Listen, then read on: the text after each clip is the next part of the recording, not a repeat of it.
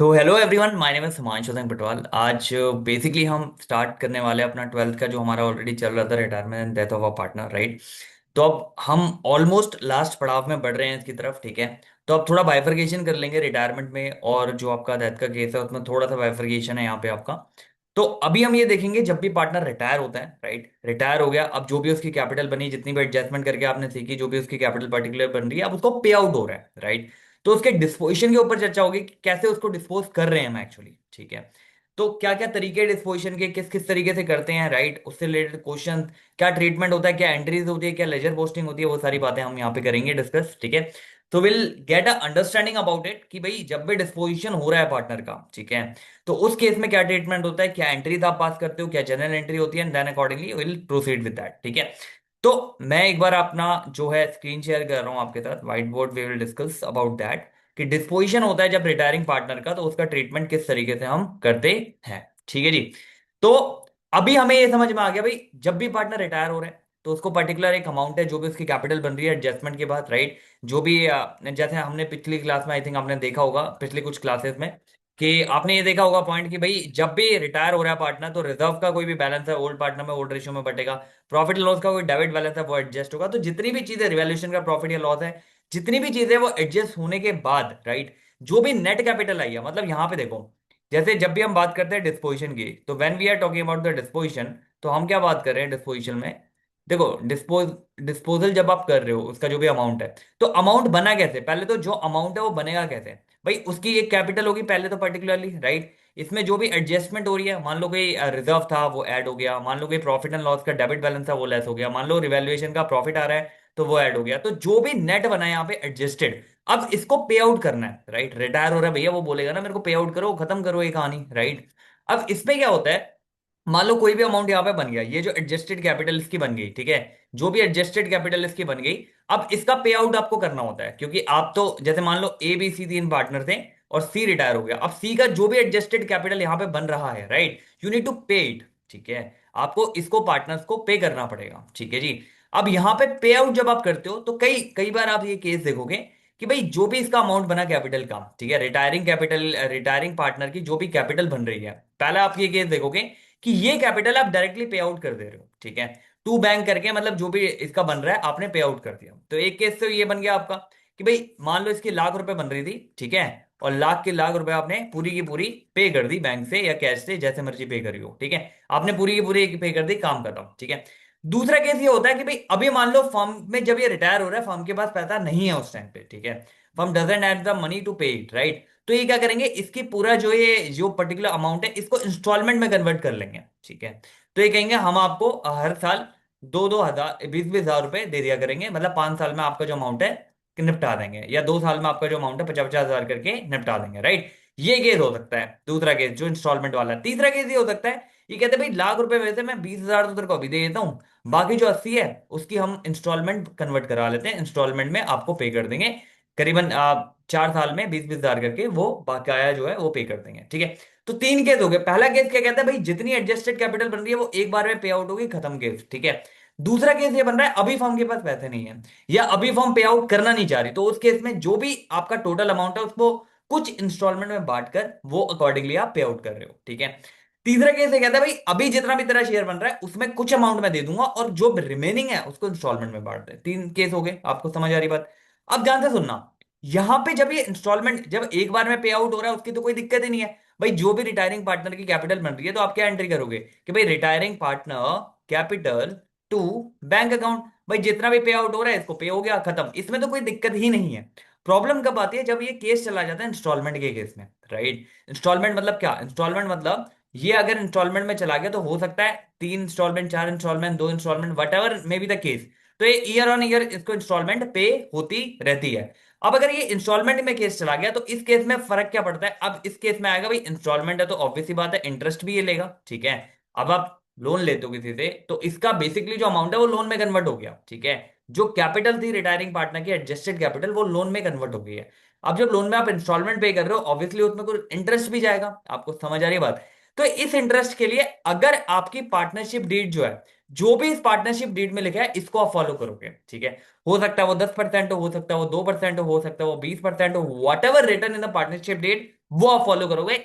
Instalment के cases में जब इसको लोन में कन्वर्ट कर रहे हो उसका इंटरेस्ट निकालने के लिए, अब यहाँ पे करोगे क्या, सबसे पहले एंट्री देखो क्या करोगे कि भैया जब भी पार्टनर की जो कैपिटल आ रही है इसको तो कम करनी है, को retiring partners capital account debit what ever it is, right, इसको आप कन्वर्ट कर लोगे लोन में। तो जो भी रिटायरिंग पार्टनर है उसका एक लोन अकाउंट यहां पे ओपन कर दोगे, ठीक है जी।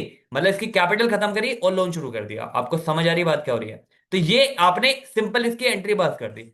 अब ये जो लोन अकाउंट है, ये जो दिख रहा है, ये बैलेंस शीट के भीतर जब आप जाओगे तो यहां पे लाइबिलिटी साइड शो हो जाएगा, ठीक है जी, क्योंकि ये मेरे को पार्टनर को पे आउट करना है, ठीक है। और ये तब तक शो होता रहेगा जब तक इसकी लास्ट इंस्टॉलमेंट किल ना हो जाए, यानी लास्ट इंस्टॉलमेंट चली ना जाए, ठीक है। अब हम बात कर रहे थे पार्टनरशिप डीड के ऊपर इंटरेस्ट की बात कर रहे थे, ठीक है। तो हमने एक बात कही, भाई जो भी आपके पार्टनरशिप डीड में लिखा है इंटरेस्ट का रेट, रेट ऑफ इंटरेस्ट जो भी लिखा है वो आप अप्लाई कर दोगे, खत्म, ठीक है। प्रॉब्लम कब आती है? प्रॉब्लम तब आती है जब पार्टनरशिप डेट साइलेंट है। पार्टनरशिप डेट कुछ नहीं कह रही भैया कितना इंटरेस्ट होगा क्या होगा। उसने सोचा ही नहीं था कि पार्टनर रिटायर होगा कभी, ठीक है।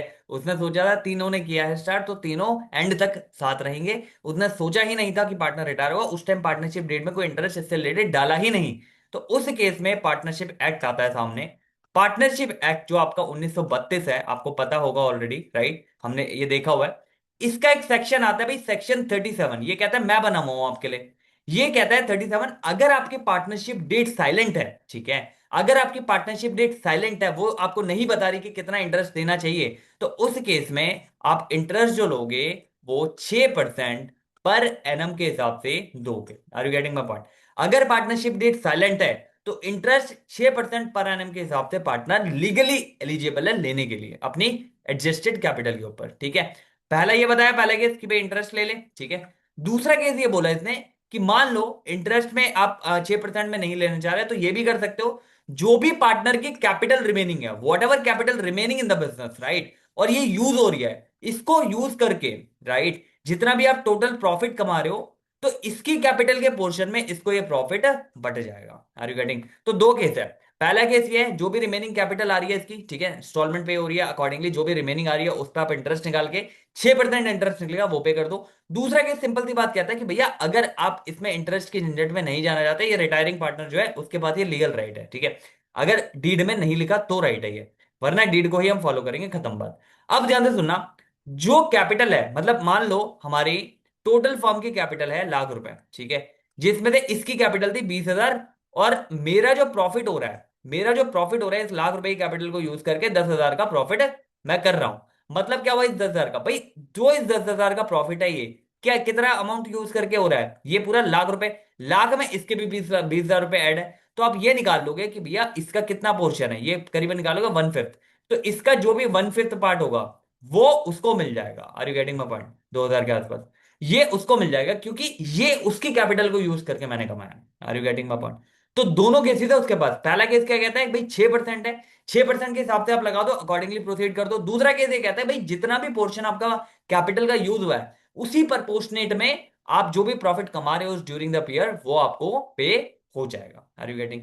दोनों में से कोई भी ऑप्ट कर सकते हो, जो भी हायर है वो आप ऑप्ट कर सकते हैं। मतलब पार्टनर के पास लीगल राइट है सेक्टर 37 में कि जो भी हायर है इन दोनों में से वो ये ले सकता है, ठीक है। यहां तक बात समझ आ गई क्या बात हो रही है? तो मैंने पे आउट के बारे में चर्चा करी। मैंने पहला केस आपको ये बताया कि एक साथ में ही पे कर दिया तो उसकी कैपिटल सीधी खत्म करो, टू बैंक काउंट कर दो, खत्म बात, ठीक है।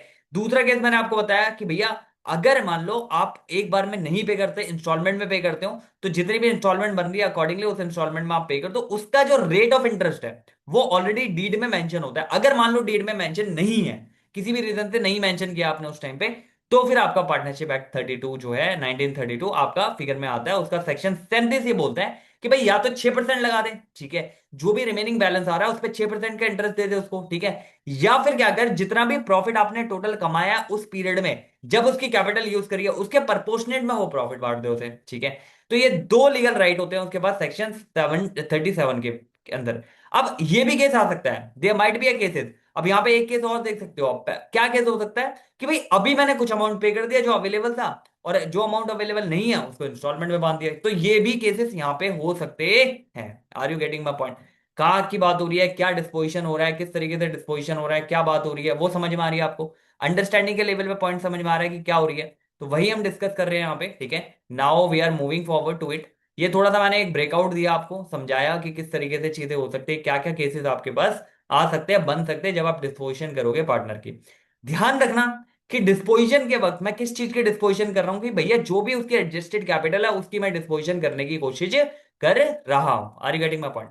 अब देखो ध्यान से सुनना, मैंने यहाँ पे तीन केसेस तो बता दिया आपको। अब वो तीन केसेस के बारे में थोड़ी सी एंट्री के बारे में चर्चा कर लेते हैं उसकी, ठीक है। एंट्री के बारे में चर्चा कर लेते हैं कि एंट्री क्या कहती है। एंट्री सिंपल सी बात कहती है कि भाई सिंपल सी बात है, अगर तू पे आउट कर रहा है पूरा का पूरा कैश में, तो जो भी रिटायरिंग पार्टनर की कैपिटल है उसको कर दे, हटा दे, यहां से कम कर दे टू कैश या bank, what ever it is. ये पूरी खत्म हो गई, ठीक है, क्योंकि पूरा तूने पे आउट कर दिया। लेकिन अगर तू पूरा नहीं पे कर रहा है, अब इस केस में मान लो तू पूरा नहीं पे कर रहा है, तू कहता है भाई इसको मैं क्या करूंगा, कुछ अमाउंट पे कर दूंगा, कुछ अमाउंट इंस्टॉलमेंट में डाल दूंगा। तो क्या करूंगा मैं, रिटायरिंग पार्टनर की कैपिटल डेबिट टू, जितना भी कैश में पे कर रहा हूं या बैंक में पे कर रहा हूं वो बैंक में कैश में डाल दिया, ठीक है। और जो बचा हुआ अमाउंट है वो रिटायरिंग पार्टनर का एक लोन अकाउंट ओपन कर दिया मैंने। Are you getting my point? तो यहां पे क्या हुआ, अब जो ये लोन अकाउंट है अकॉर्डिंगली ये चलता रहेगा, ठीक है। अब तीसरा केस क्या आता है, तीसरा केस ये कहता है भैया कि मान लो मैं इसको क्लियर ही नहीं करता, मतलब मैं कुछ भी अमाउंट अभी नहीं दे रहा हूं, मैं पूरा का पूरा लोन में कन्वर्ट करा रहा हूं, तो simple retiring partner capital account debit to पूरा का पूरा रिटायरिंग पार्टनर लोन अकाउंट यहां पे क्रिएट हो जाएगा। आपको समझ में आ रही है बात क्या हो रही है? अब जब भी इसमें इंटरेस्ट लगता रहेगा तो क्या एंट्री करोगे आप, जो भी इंटरेस्ट लगा रहे हो, interest on loan debit to जो भी रिटायरिंग पार्टनर का लोन अकाउंट है अकॉर्डिंगली। आपको समझ में आ रही है एंट्री क्या हो रही है? तो बेसिक फंडा समझो कि अगर पे आउट हो जा रहा है तो पे आउट से निकाल दो, अगर कुछ पे आउट हो रहा है, कुछ बाकी लोन में जा रहा है तो वो डाल दो। अगर मान लो पूरा का पूरा, इसमें पर्टिकुलरली अगर हम बात करें पूरा का पूरा, आप मान लो पे आउट कर दे रहे हो तो कोई दिक्कत नहीं है, आधा आधा कर रहे हो तो भी कोई दिक्कत नहीं है, आप पूरा पूरा लोन कर रहे हो तो उसके अकॉर्डिंगली उसका कैपिटल के रिस्पेक्ट पे लोन अकाउंट क्रिएट हो जाएगा, ठीक है जी। आगे बढ़ो, क्वेश्चन करते हैं थोड़े, एक अंडरस्टैंडिंग लेवल पे समझ में आएंगे कि क्या चीजें हो रही है, क्या कॉन्सेप्ट है, क्या बातें हो रही है, क्या चर्चाएं हो रही है, थोड़ी समझ में आएगी आपको, ठीक है। देखो, पहला क्वेश्चन कहता है upon retirement final adjusted capital. ये फाइनल एडजस्टेड कैपिटल आपको निकालनी होती है क्वेश्चन में, ठीक है। छोटे क्वेश्चनों में ये दी हुई है आपको। कहता है पार्टनर एक अमित है, ठीक है, उसका रिफ्लेक्ट करता है जो भी क्रेडिट बैलेंस का शो हो रहा है 80,000 का। फर्म ने 30,000 तो इंस्टेंटली चेक से पे कर दिए, ठीक है, रिमेनिंग ट्रांसफर कर दिया उसके लोन अकाउंट में, ठीक है जी। अब इसकी general entry, simple general entry अभी हम देख के आए हैं। तो इसका अमित का जो भी कैपिटल अकाउंट है, अमित कैपिटल अकाउंट डेबिट, कितने से कम कर रहा हूं मैं इसको, पूरा जो भी अमाउंट था कितना था 80,000, तो 80,000 से पूरा इसको कम कर रहा हूं। लेकिन क्या पूरा का पूरा पे आउट कर रहा हूं क्या इसको मैं, नहीं, 30,000 पे कर रहा हूं बैंक से, मतलब चेक से। तो बैंक टू बैंक अकाउंट कितना, 30 के। और जो रिमेनिंग है भैया, जो रिमेनिंग है इसका, मतलब ये 80 के हो गए जैसे, 30 के रिमेनिंग है, तो रिमेनिंग कितना बच गया 50 के, इसको मैं इसके लोन में डाल दूंगा, लोन ऑफ अमित, या इसको सिंपल लिख दो अमित लोन अकाउंट, खत्म, ठीक है। तो 50,000 यहां पे इसके लोन अकाउंट में क्रिएट हो गया। आपको समझ आ रही है बात क्या हो रही है? तो यहां पे हमने क्या किया, 80 में से 30 उसको पे आउट कर दिया तुरंत, जो 50 बचा उसके लोन अकाउंट में कन्वर्ट कर दिया, ठीक है। तो यही यहां पे इतना सा करना था आपको। ये आपको अंडरस्टैंडिंग के लेवल पे समझ आ गया क्या चीज हो रही है। आगे बढ़ो फटाफट, आगे क्या कहता है? आगे कहता है जी ऑन 1 अप्रैल को, 1 अप्रैल को, रोहिणी है जो रिटायर हो रही है, जिसकी टोटल ड्यू आ रही है, मतलब जो भी एडजस्टेड कैपिटल है वो 30,000 की है।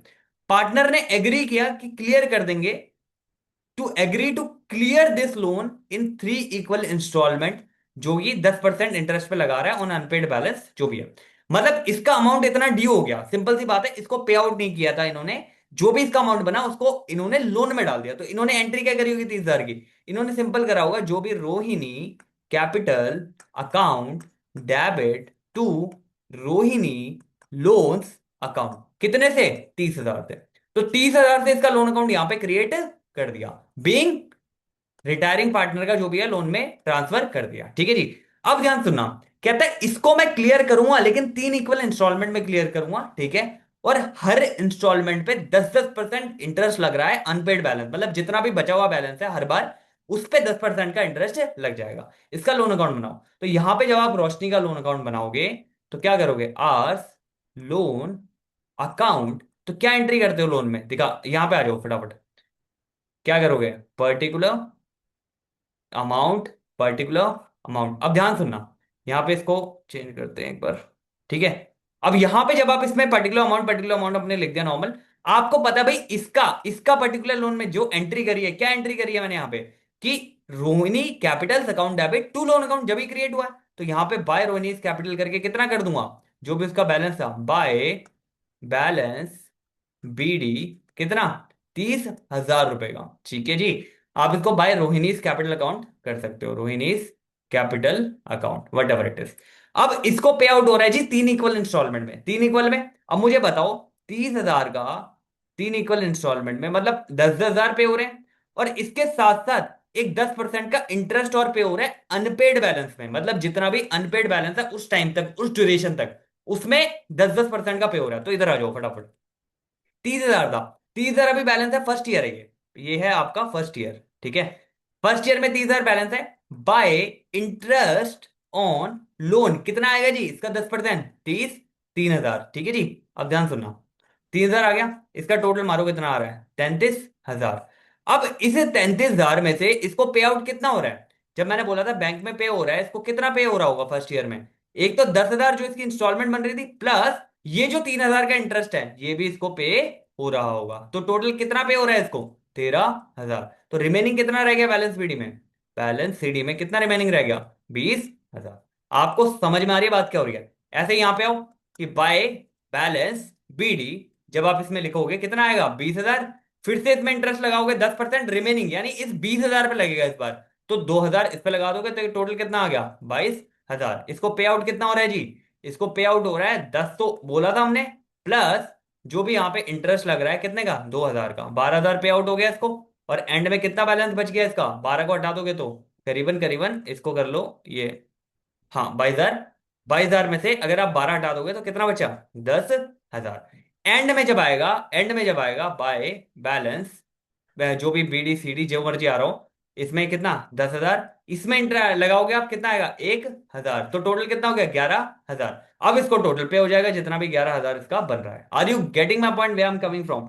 तो इन शॉर्ट हमने सिंपल चीज करी है कि भैया यहां पे जितनी भी चीजें आपकी प्रोसीड हो रही है वो इंटरेस्ट के साथ लगा के हमने इसमें प्रोसीड कर दिया है, खत्म बात। कुछ नहीं किया, पहले ईयर में आया जो भी बैलेंस रिमेनिंग था उस पे लगाया इंटरेस्ट, इंटरेस्ट लगाने के बाद जितना भी इसका बन रहा है, जैसे 10,000 देने थे तो उसमें इंटरेस्ट जोड़ दिया, अकॉर्डिंगली उसको प्रोसीड कर दिया। दूसरे ईयर में आया सेम वे में, जितना भी इंटरेस्ट लग रहा है वो ऐड ऑन किया, ऐड ऑन करने के बाद उसको प्रोसीड कर दिया। थर्ड ईयर में 10,000 ही बचे थे तो उसमें 1,000 रुपए का इंटरेस्ट लगाया एंड उसको 11,000 रुपए पे आउट कर दिया।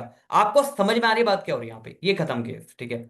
आगे बढ़ो, अगला क्वेश्चन देख लेते हैं। तो एक क्वेश्चन हमने देख लिया कि भाई सिंपल सी बात है, तीन तीन इक्वल में बट रही है और जो भी अनपेड बैलेंस है उसमें आपका जितना भी बचा हुआ है उसमें इंटरेस्ट लग रहा है, अकॉर्डिंगली वो चीज प्रोसीड हो रही है, ठीक है जी। आगे बढ़ो। सुरेश रिटायर हो रहा है, ठीक है, पार्टनरशिप फॉर्म से, विद द फाइनल उसका अमाउंट जो ड्यू था वो इतना था, ठीक है। फर्म ने एग्री किया कि भैया इसको पे कर देंगे 2 इक्वल इंस्टॉलमेंट में, 20-20 हजार रुपए की इंस्टॉलमेंट बन जाएगी, जो कि इंक्लूड करता है, already include this 20,000 already included 12% का जो इंटरेस्ट है, ठीक है, ऑन जो भी आउटस्टैंडिंग बैलेंस है during the first year. And final year में जो भी इसका रहेगा बनेगा प्लस इंटरेस्ट वो पूरा क्लियर कर देंगे एक बार में। इसका लोन अकाउंट कैसे बनाओगे आप, भाई इसकी पहली एंट्री क्या हुई होगी, भाई सुरेश का कैपिटल अकाउंट जब मैंने खत्म किया होगा तो सुरेश का यहां पे मैंने लोन अकाउंट भी क्रिएट कर दिया होगा, ठीक है जी। कितने थे, 40,000 थे। आपको समझ में आ रही है बात। अब यहां पे जब मैं इसका लोन अकाउंट बनाऊंगा सुरेश का, तो सुरेश का जब लोन अकाउंट यहां पे बनेगा तो क्या बनेगा, पर्टिकुलर अमाउंट, पर्टिकुलर अमाउंट। तो जब आप इसे करोगे particular amount, particular amount, Suresh loan account, तो यहां पे जब बैलेंस बीडी आएगा, भाई कितना बैलेंस था इसका, कितना बैलेंस आ रहा है पहले ये बताओ। एक ईयर कराऊंगा दूसरा ईयर अपने आप हो जाएगा, 40,000 का बैलेंस था, ठीक है। अब ध्यान से सुनना वो क्या क्या रहा है क्वेश्चन में, ऊपर आ जाओ फिर पे। वो क्या कहता है, वो कहता है जी 20,000 रुपए की इंस्टॉलमेंट पे हो रही है, 2 इक्वल इंस्टॉलमेंट, मतलब 20-20 हजार की 2 इंस्टॉलमेंट पे कर रहा हूं, जिस 20,000 में आपका 12% का इंटरेस्ट ऑलरेडी इंक्लूड है। आपको समझ में आ रही बात क्या हो रही है, मतलब क्या हो रहा है, आपका इसमें 12% का इंटरेस्ट ऑलरेडी इंक्लूड है। तो अगर मैं यहां पे 12% निकालूंगा, जो भी इंटरेस्ट आ रहा है वो कितना आ जाएगा, 4800 के आसपास आएगा आई थिंक, राइट, 4800 के आसपास आएगा, 12 48, ठीक है। तो ये 44,800 के आसपास हो गया। ठीक है। अब इसमें से मैं पे आउट कितना करूंगा, क्योंकि इंक्लूडिंग इंटरेस्ट है तो मैं 20,000 ही पे आउट करूंगा। यहां पे इंटरेस्ट गलती से ऐड मत कर देना, क्योंकि इसमें इंटरेस्ट ऑलरेडी इंक्लूड है। और बाय बैलेंस जो भी मेरा सीडी आ रहा है, कितना आएगा वो, करीबन करीबन 44 था ना यहाँ पे, तो करीबन 24,800 के आसपास। ठीक है, तो ये कितना हो गया, 44,800। अब नेक्स्ट ईयर जब जाएगा सेकंड ईयर में, ये बैलेंस इधर आ जाएगा बीडी उठ के, कितने का आ जाएगा ये, 24,800। अब 24,800 में कितने का आप लगाओगे, इंटू 12%। जो भी 12% आएगा, देखो लास्ट ईयर में जितना भी बन रहा है वो फुल पे होता है यहाँ पे, ठीक है, टू बैंक में फुल पे हो जाएगा। इसने क्वेश्चन में क्या भी रखा है, इसने क्वेश्चन में आपको ये बताया था कि भाई सिंपल सी बात है, ड्यूरिंग फर्स्ट ईयर आप क्या करोगे कि ऑन आउटस्टैंडिंग बैलेंस जो भी आएगा during first year, while final year जो भी रहेगा, final remaining balance plus interest in this second year. ठीक है, ऐसे ही हमने यहां पे भी किया था। यहां पे हमने क्या किया था, यहां पे क्योंकि अलग से लग रहा था तो हम अलग से लगा रहे थे। यहां पे क्या हो रहा है, यहां पे जब आपको ये बोल दिया कि भाई 20,000 इंक्लूड कर रहा है इंटरेस्ट, मान लो अभी यहां पे 2 ईयर थे, ठीक है, मान लो यहाँ पे 3 ईयर होते हैं, अब यहाँ पे मान लो 3 ईयर होते हैं इसी केस में। ठीक है, अब 3 ईयर में क्या करते हैं, आप पहले साल में भी 20,000 का पे आउट करते, आप दूसरे साल में भी 20,000 का पे आउट करते, लेकिन तीसरे साल में जो टोटल अमाउंट है वो आप पूरा का पूरा पे आउट कर देते। इंटरेस्ट हर बार निकल रहा है, जो भी अनपेड मतलब जो भी ड्यू बैलेंस है उस पर हर बार इंटरेस्ट निकलेगा। बस फर्स्ट ईयर में पे आउट उतना होगा 20,000 जो कि इंक्लूडेड इंटरेस्ट है, सेकंड ईयर में भी उतना होगा, थर्ड ईयर में जो टोटल बैलेंस है वो पे आउट हो जाएगा। अब यहां पे क्या हो रहा था, यहाँ पे 2 ही ईयर थे तो हमने क्या करा, भाई फर्स्ट ईयर में हमने, सिंपल सी बात है, फर्स्ट ईयर में आपका 20 बोला था इसने, तो 20 पे कर दिया, जो भी बैलेंस बचा वो बैलेंस यहाँ पे सीडी में डाल दिया। अब यहाँ पे क्या करता, यहाँ पे लास्ट ईयर था तो इसमें हमने क्या करा, जो भी बैलेंस था उसमें 12% निकाला, जो भी निकला ये टोटल अमाउंट पे आउट हो जाएगा टू बैंक करके। ठीक है, अगर यहीं पे इसी केस में अगर 3 साल होते तो 3 ईयर में क्या करता मैं, पहले 2 सालों में जो भी 20-20 का अमाउंट है वो पे होता, थर्ड ईयर में जो भी टोटल बैलेंस है वो टोटल अमाउंट पे आउट हो जाता। Are you getting my point. तो यहाँ पे क्या किस्सा था, यहाँ पे सिंपल सा किस्सा था, पहला पहला केस ये था कि भाई इक्वल इक्वल इंस्टॉलमेंट में पे हो रहा है। ठीक है, उसके अलावा हम क्या कर रहे हैं कि भाई जो भी इंटरेस्ट लग रहा है वो अलग से लगाया जा रहा है, प्लस कर रहे हैं। दूसरे केस में हमने देखा भाई इंटरेस्ट जो है ऑलरेडी इंक्लूडेड है, तो जो आपका पे आउट होगा वो उतना ही होगा, ऐसा नहीं है कि इंटरेस्ट उसमें अलग से ऐड ऑन कर रहे हैं, क्योंकि वो ऑलरेडी इंक्लूड है। बट लास्ट ईयर में जब आप आओगे तो जितना भी टोटल बन रहा होगा इंटरेस्ट के साथ वो पूरा का पूरा पे आउट हो जाएगा। ठीक है जी, आपको समझ में आ रही है बात क्या हो रही है यहाँ पे। तो ये दो तरह के क्वेश्चन आपने देखे। ठीक है, और आपको याद रखना है कि आपका अभी तक तो जितने भी क्वेश्चन कर रहे हैं हम, उसमें आपका जो है पार्टनरशिप डीड कुछ ना कुछ कह रही है कि भाई ये कर दो, इतना परसेंट दे दो, उतना परसेंट दे दो। अब कुछ क्वेश्चन ऐसे देते हैं इसमें पार्टनरशिप डीड जो है साइलेंट है। ठीक है, तो विक्रम रिटायर हो रहा है, ठीक है, बिजनेस से 30 जून 2026 को रिटायर हो रहा है। ठीक है जी, ही फाइनली, इसका जो भी फाइनल एडजस्टेड कैपिटल बन रही है वो ₹1,00,000 की बन रही है। ठीक है, पार्टनरशिप डेट नो क्लॉज, कोई भी क्लॉज नहीं है पार्टनरशिप डेट में। ठीक है, जो रिमेनिंग पार्टनर है फेल टू पे, मतलब 6 महीने तक रिमेनिंग पार्टनर है इसका ₹1,00,000 पे ही नहीं किया। तो विक्रम ने क्या करा, विक्रम जानता था, विक्रम पढ़ के आया था पार्टनरशिप एक्ट को, राइट, तो उसने सेक्शन 37 जो है अपना इंप्लीमेंट किया। तो ये पूछता है स्टैट्यूटरी इंटरेस्ट कितना बनता है, इसका कायदे से कितना इंटरेस्ट बनता है। तो सेक्शन 37 में मैंने आपको बताया था, जो पार्टनरशिप एक्ट 1932 का कहता है कि भैया अगर कुछ नहीं कह रही डेट, तो 6% लगा दोगे आप पर एनम के हिसाब से। ठीक है, ये इसको पे आउट होगा लीगली। तो स्टैट्यूटरी पूछा है कितना होगा, तो कितना अमाउंट था इसका, और पीरियड देख लो कितना है भाई, ₹1,00,000 का अमाउंट 6 महीने तक पे नहीं हुआ था, तो कितना इंटरेस्ट पे आउट होगा इसको, मतलब amount to be paid in form of interest. Interest के फॉर्म में कितना पे होगा भाई, ₹1,00,000 का अमाउंट आ रहा है, अब इसमें 6% लगना है। भाई 6% कितना है मेरा, पर एनम क्या है, लेकिन यहाँ पे कितने महीने हुए हैं, 12, 6 महीने हुए हैं, तो इसको जब आप कट करोगे तो 6 करीबन 3,000 के आसपास निकल गया आपका। ठीक है जी, अब ये 3,000, 3,000 ये ना, लाख पे 6,000 और हाफ 3,000। अब इसको एक्चुअल में टोटल अमाउंट कितना पे होगा अभी 6 महीने बाद, ₹1,00,000 इसकी कैपिटल जो थी, ठीक है, और 3,000 जो इसका इंटरेस्ट बन गया, तो टोटल ₹1,03,000 इसको पे आउट होगा। आपको समझ में आ रही बात क्या हो रही है। तो इन शॉर्ट क्या है यहाँ पे भैया, जो भी इसका लीगली बाइंड होता है तो सेक्शन 37 का एक्सेस हो जाता है वहां पे प्लान, कि जितना भी इसका बन रहा है इंटरेस्ट अगर नहीं लिखा डीड में, तो इसका मतलब ये थोड़ी इंटरेस्ट दोगे नहीं, आप इंटरेस्ट दोगे, बिल्कुल दोगे, और कितना दोगे, 6% दोगे। ठीक है जी, आगे बढ़ो, आगे बढ़ते हैं जी। आगे क्या कहते हैं, करण रिटायर होता है फॉर्म से। ठीक है, when his capital balance stand, इसका ₹60,000 का कैपिटल बैलेंस आ रहा है, रिमेनिंग पार्टनर कंटिन्यू करने लग जाते हैं विदाउट सेटिंग हिज अकाउंट। वो रिटायर हो गया, उसको जाए वो अपना रिटायर हो गए घर बैठे, कोई दिक्कत नहीं है। रिमेनिंग पार्टनर ने अपना बिजनेस जैसा चल रहा था वैसा ही चलाए रखा, उसको सेटल नहीं किया। ठीक है, अब टोटल कैपिटल फर्म की 2,40,000 बन रही है, जिसमें करण का शेयर भी इंक्लूड है। तो एक्चुअल में कैपिटल कितनी है, 1,80 की, जिसमें 60,000 करण का जुड़ा हुआ है, क्योंकि वो पे आउट नहीं हुआ इसलिए 2,40,000 है। अब इस क्वार्टर में जो भी नेक्स्ट क्वार्टर आया था उसमें प्रॉफिट इनका हो गया कितना, 16,000 का, मतलब नेक्स्ट जो भी क्वार्टर आया इनका 16,000 का प्रॉफिट मार्जिन हो गया, ठीक है।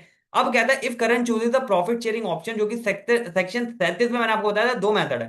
पहला, जब इंटरेस्ट है तो 6% के हिसाब से इंटरेस्ट लग जाएगा जो भी उसकी कैपिटल है और ड्यूरेशन रहेगी।